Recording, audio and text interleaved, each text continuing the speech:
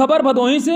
लक्ष्य के नजदीक औद्योगिक टर्नओवर जूट प्रोत्साहन की आवाज तेज। विश्व विख्यात कालीन नगरी भदोही के कालीन निर्यातकों ने प्रदेश सरकार से औद्योगिक क्षेत्र में सहयोग और जूट प्रोत्साहन के लिए आवाज उठाया है। ग्लोबल ओवरसीज गोपीगंज के संजय गुप्ता ने औद्योगिक विकास मंत्री उत्तर प्रदेश सरकार को पत्र भेजकर अवगत कराया है कि 2019 में प्रधानमंत्री नरेंद्र मोदी की ओर से औद्योगिक टर्नओवर का लक्ष्य 2024-25 तक $5 मिलियन करने की घोषणा कर अर्थव्यवस्था को और मजबूती देने का दावा किया गया था। प्रधानमंत्री की सोच को लक्ष्य देते हुए पूर्व के औद्योगिक टर्नओवर 88,000 करोड़ से बढ़कर अब 1,76,000 करोड़ हो गया है।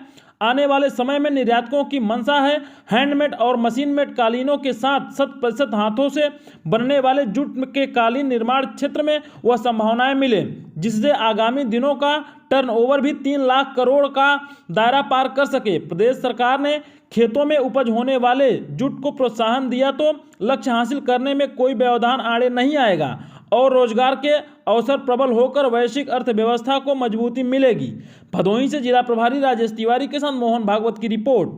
देखिए, जूट के लिए आप लोगों का भी मुझे ज्ञापन मिला है।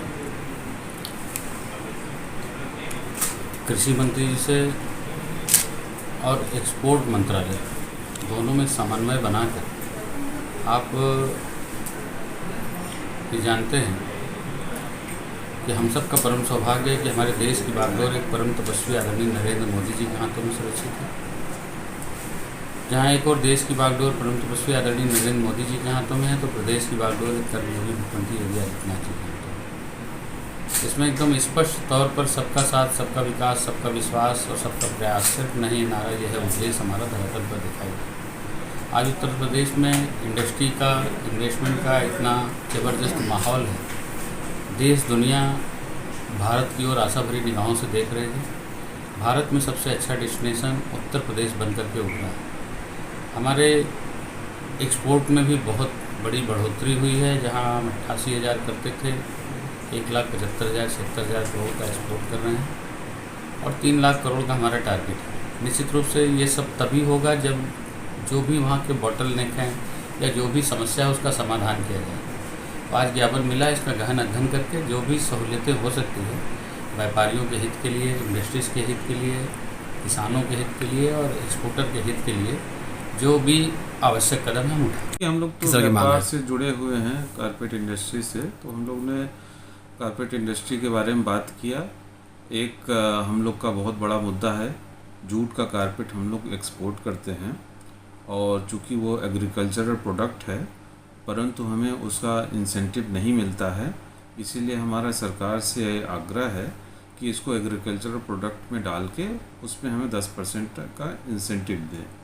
चूँकि हम इधर देखे हैं कि मोदी जी, योगी जी काफ़ी व्यापार पे जोर दे रहे हैं। अभी पीछे सदन में भी योगी जी ने कहा था कि कारपेट से जुड़ी हुई जो भी समस्याएं हैं उसको वो दूर करेंगे, जिससे हमारा व्यापार बढ़े। और मोदी जी भी आए थे, इन्होंने 2018 में हमारे एग्जीबिशन का डिजिटल और इनॉग्रेशन किया था। उस समय भी हम लोग को बताया था कि आप अपना टर्नओवर 10,000 करोड़ से बढ़ा के 20,000 तक करिए 2024 तक, जिसमें हम लोग अग्रसर थे। 14,000 करोड़ हो गया, परंतु उसमें और आगे बढ़ने के लिए हमें सरकार से मदद चाहिए कि अगर हम जूट प्रोडक्ट को इस तरीके से जोड़ सके तो इसमें हमारा जाहिर सी बात है कि हमारा जो टारगेट है वो पूरा हो सकेगा और इससे इस क्षेत्र का जो पलायन होता रहा है, रोजगार न होने की वजह से पलायन भी रुकेगा और क्षेत्र में रोजगार भी मिलेगा। आपको लगता है कि आपकी मांगें जायज़ हैं, मांग पूरी की हो जाएगी?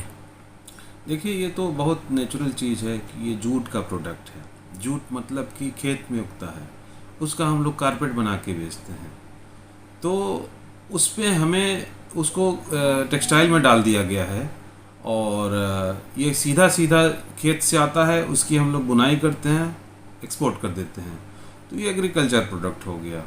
तो अगर हम लोग एग्रीकल्चरल प्रोडक्ट एक्सपोर्ट कर रहे हैं, इवन अमेरिका जैसी कंट्री जो इतनी संपन्न है अपने एग्रीकल्चरल प्रोडक्ट पे 5% इंसेंटिव अपने किसानों को देती है, एक्सपोर्टर्स को देती है। हम लोग जो ये भुट्टा और ये खाते हैं पॉपकॉर्न मॉल्स में, वो अमेरिका से आता है। उस पर वहाँ के एक्सपोर्टर्स को 5% इंसेंटिव मिलता है। तो हम लोग अगर एक्सपोर्ट कर रहे हैं कृषि प्रोडक्ट को तो हमें क्यों न मिले।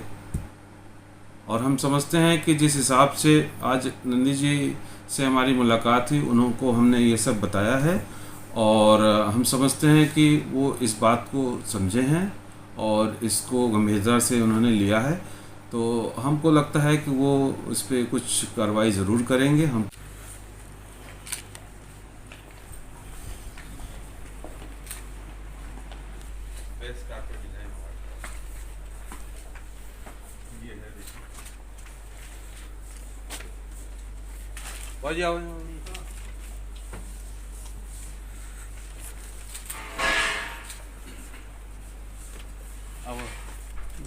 हम लोग के